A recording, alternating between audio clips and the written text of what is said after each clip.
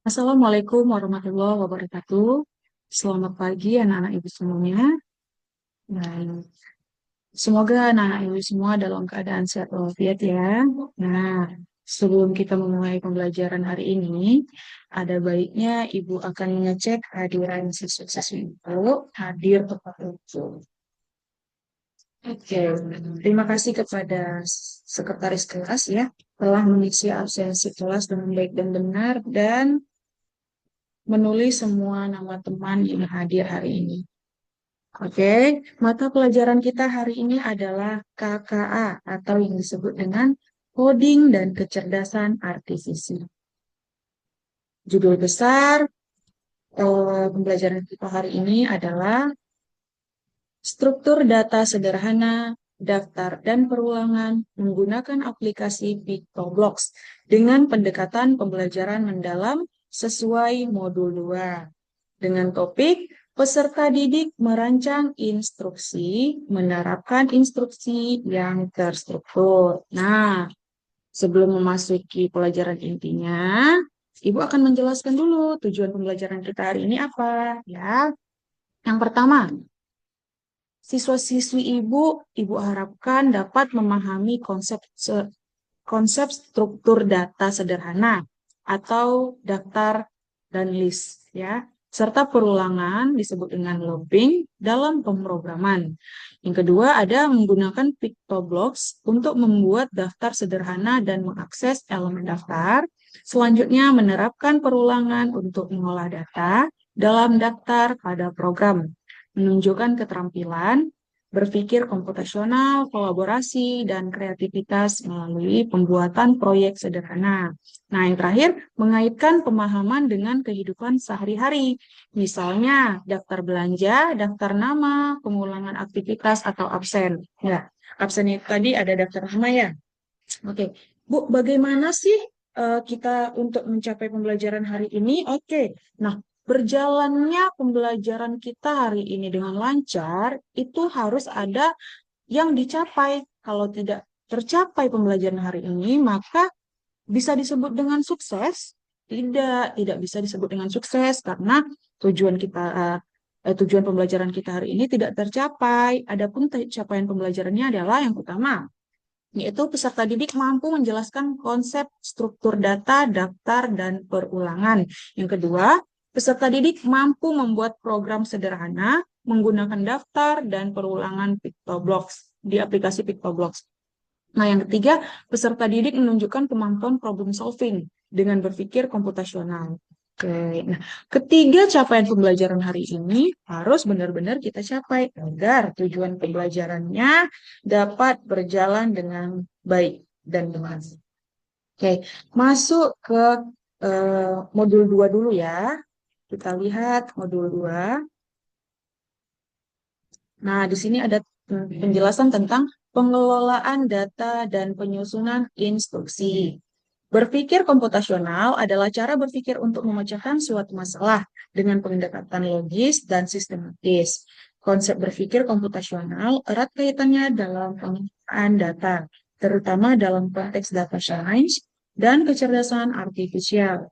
Mengacu pada definisi operasional berpikir komputasional, kita dapat mengasah kecakapan dekomposisi, abstraksi, pengenalan pola, dan algoritma, sehingga bisa membantu seseorang dalam memecahkan masalah secara efisien, efektif, dan optimal.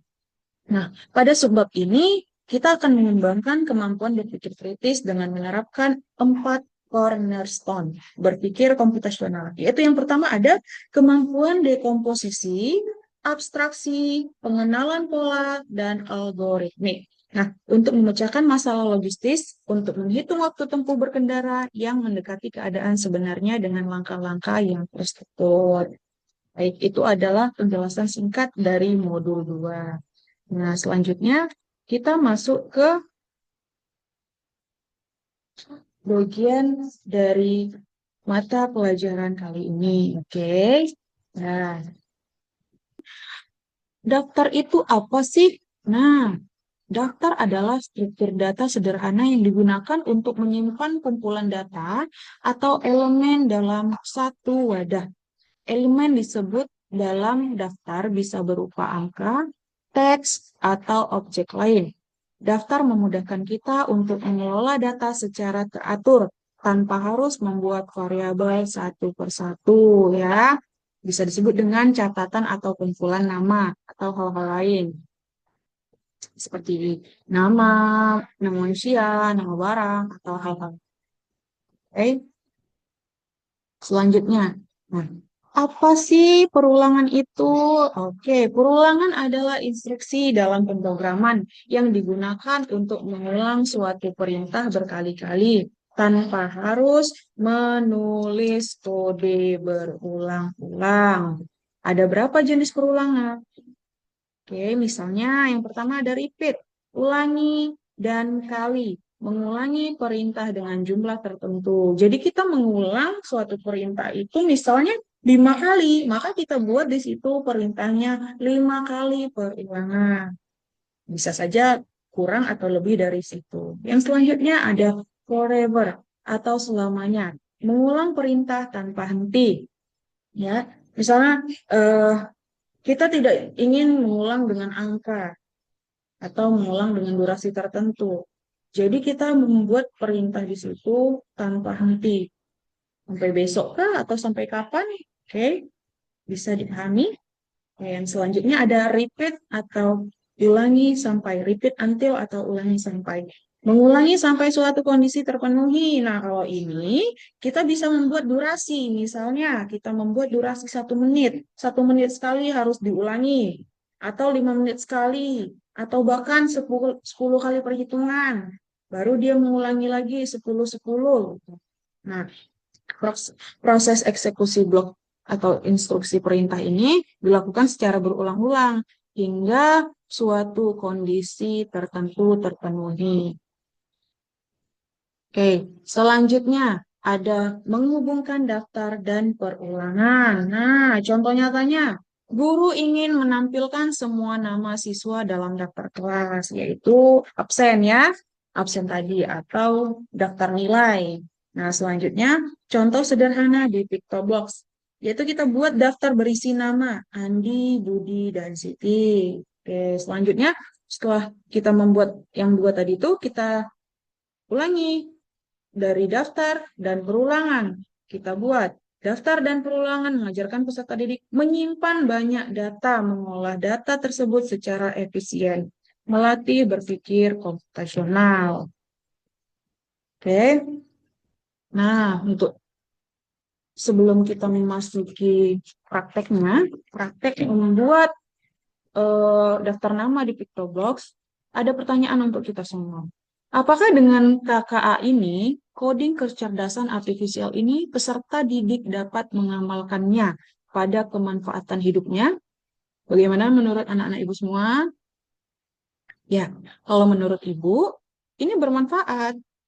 Ya, kita harus wajib ya, karena di zaman modern ini mau tidak mau, suka tidak suka, kita harus mengikuti perkembangan zaman ya. Teknologi itu terus berkembang, baik dari handphone jadul ya, contohnya handphone jadul yang tadinya hanya bisa diketik melalui keyboard atau tombolnya.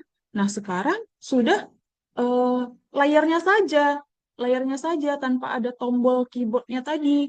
Nah, kita bisa mengetik sesuatu melalui handphone tadi yang hanya berupa layar. Nah, itu yang disebut dengan perkembangan zaman. Jadi mau tidak mau, anak-anak ibu semua harus mengikuti teknologi yang canggih yang berkembang pada zaman kita saat ini ya.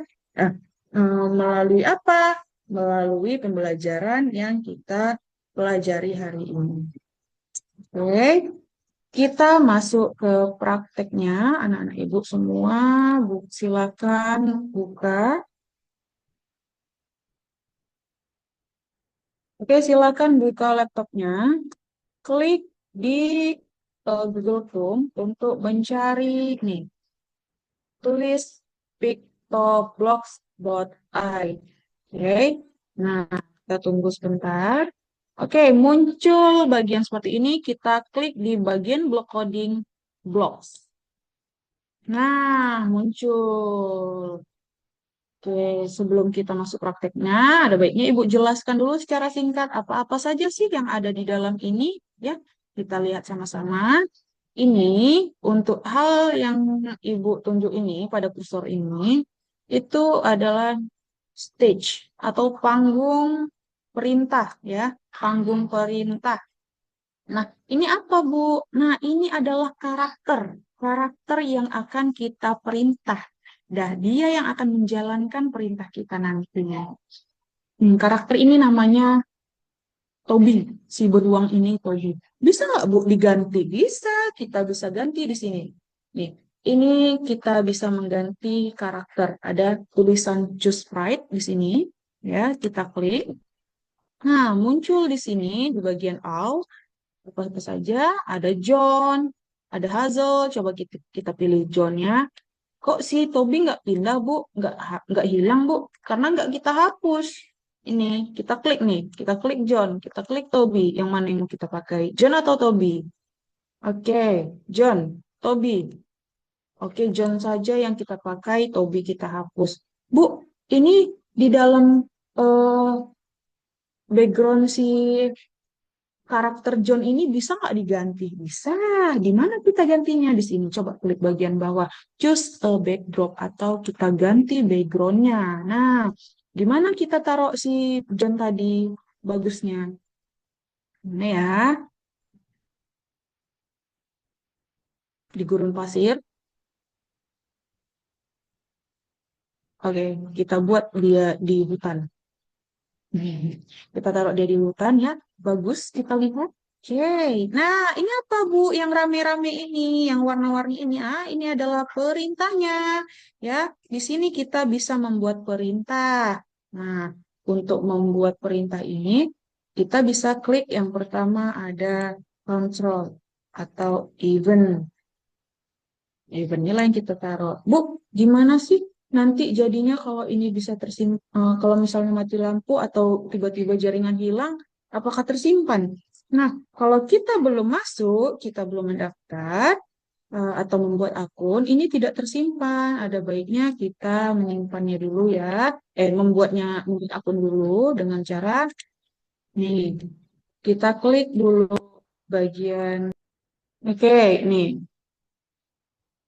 Karena tadi Ibu sudah buat, coba anak-anak Ibu buat sendiri. Kita klik register, klik student.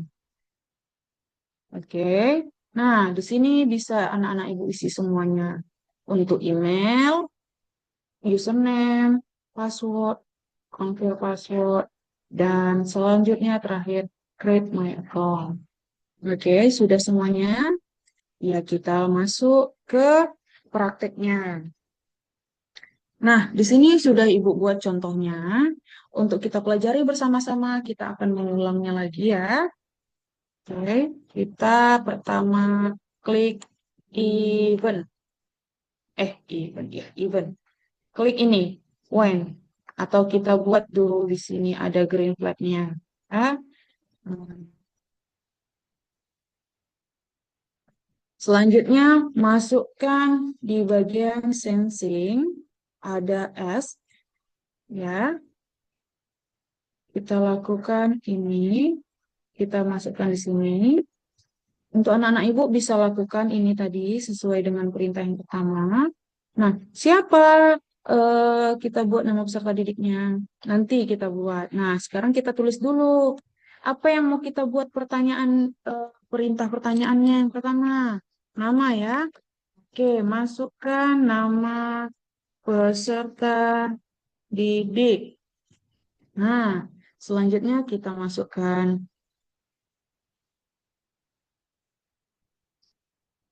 variabel. Oke, variabel kita masukkan ini, bagian yang pertama ini, set. Kita tarik, klik kiri, tarik ke sini, tek, masuk. Oke, nah, apa sih yang pertama ini? Nah, daftar nama. Kita buat dulu daftar nama peserta didik. Di sini kita buat make a variable. Kita tambah, baru kita tulis nama peserta didik. Oke. Ini apa, Bu, yang nol ini? Nah, ini untuk jawabannya. Nama siapa yang kita buat nanti? Kita masukkan di sini. Siapa namanya? Nanti kita buat di sini.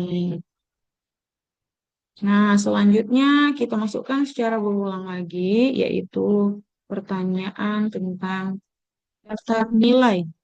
Oke, kita klik, masukkan daftar nilai. Nah, lagi kita ulangi, masukkan di variabel, ya, variabel untuk di sini benar, oke, dan nama daftar nilai. Nah, jawabannya gimana, Bu? Kita masukkan lagi bagian jawaban di sini, klik kiri dan masukkan. Oke, selanjutnya yang terakhir masukkan tentang kelulusan, daftar kelulusan. Oke, bisa kita ketik masukkan kelulusan. Nah, kita buat variabel lagi. Kita klik bagian ini, kita masukkan. Oke, nah di sini kita ambil yang kelulusan. Nah, untuk jawaban kita masukkan lagi sensing. Kita masukkan answer di sini. Nah, selanjutnya bagaimana, Bu? Kita mengetahui untuk ini bisa berjalan. Nah, kita masukkan yang terakhir penentunya, yaitu eh, ke variabel lagi. Kita masukkan bagian set, set, set. Ini kita klik hasil. Nah, ini Bu, bagaimana Bu? Ini kita masukkan di operator. Nah, operator itu kita pilih ini.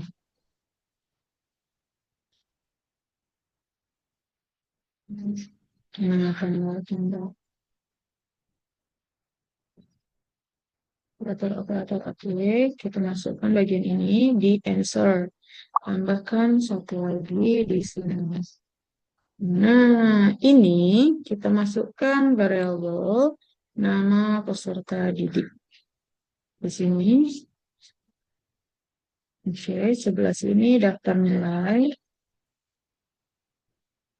Nah, yang selanjutnya kelulusan. Oke, untuk hasilnya kita buat.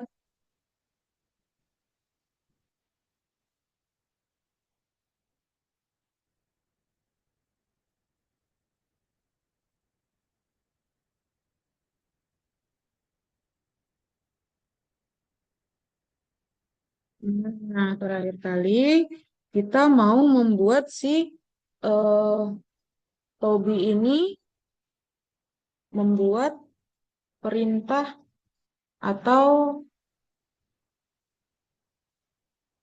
hasil yang ingin kita perintahkan. Dia berbicara nanti. Kita masukkan di bagian yang ini. C. Tekan. Nah, kita masukkan operator.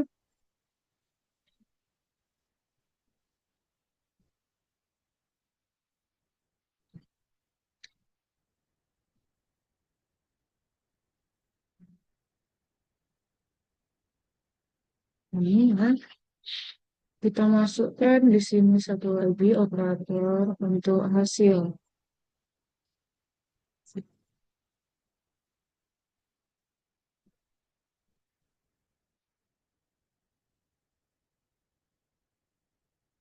Siapa namanya? Kita masukkan bintang.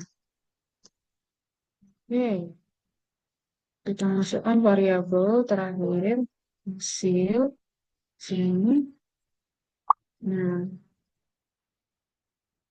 kita tulis di sini namanya lulus. Gimana cara mengeceknya, Bu? Nah, coba kita lakukan pada peserta didik yang pertama. Kita klik ini ya, nak ya, green flag. Nah, di sini bisa dilihat si Tobi berbicara. Masukkan nama peserta didik katanya. Siapa nama peserta didik yang kita buat pertama, nak?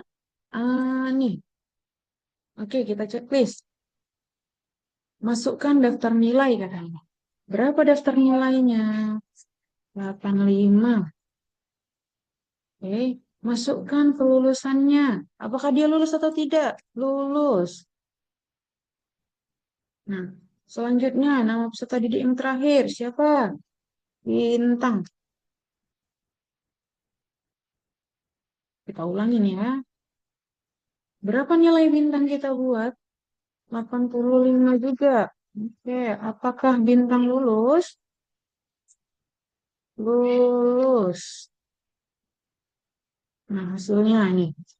Bintang lulus dengan nilai 85. Oke, kita ulangi untuk Ani ya.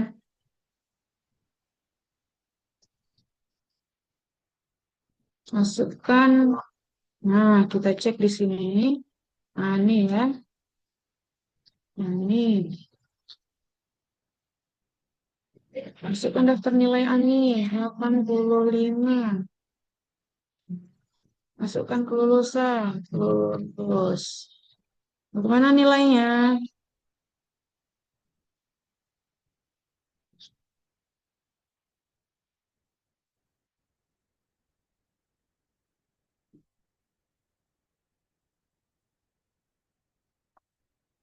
Nah, bisa kita lihat sama-sama ya. Setelah kita rubah tadi, coba kita rubah dulu backgroundnya. Karena si Tobi adalah seorang guru, kita coba Tobi presentasi di kelas. Nah, nggak ada kelas, jadi dia di panggung aja gitu udah. Oke,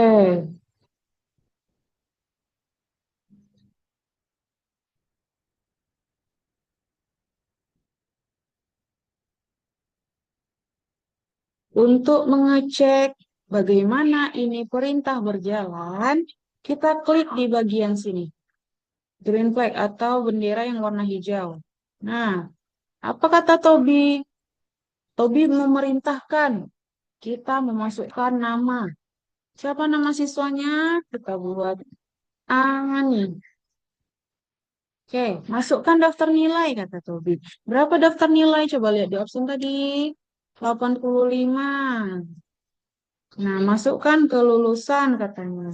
Apakah si Ani lulus dengan nilai 85? Lulus.